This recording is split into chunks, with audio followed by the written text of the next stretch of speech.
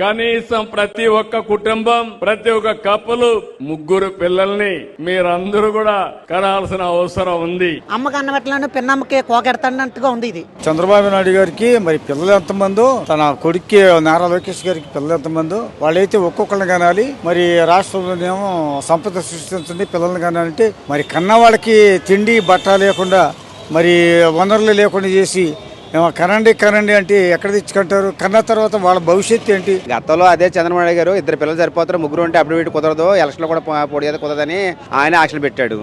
మరి అదే చంద్రబాబు మళ్ళీ ఇప్పుడు ముగ్గురు కనండి అంటే ఎంతవరకు కరెక్ట్ ఇది?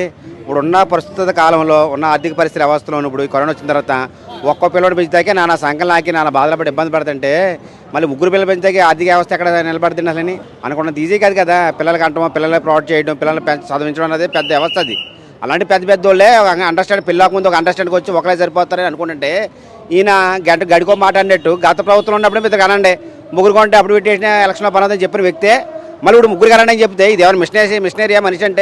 మనిషి అంటే సమాజంలో ఆయనకి ఒక రుద్బతలు అన్నీ ఉంటాయి కదా, అవన్నీ ఇది అవ్వాలి కదా. మనిషి ఈ రోజులో మొగుడు పిల్లలు ఇద్దరు కష్టపడితే ఇంటికి వచ్చి మళ్ళీ రెస్ట్ తీసుకుంటే కూడా ఇద్దరు ఖాళీ లేకుండా పరిస్థితులు ఉన్నాయి. ఇద్దరు కష్టపడితే గట్టి రావడం పరిస్థితిలో ముగ్గురు పిల్లల్ని ఎక్కడ పెంచారు? ఇద్దరే బాగా బతుకుతారైనప్పుడు చాలా ఆశాస్పదంగా ఉంది ఆయన మాట్లాడే మాటలు కరెక్ట్ కాదు.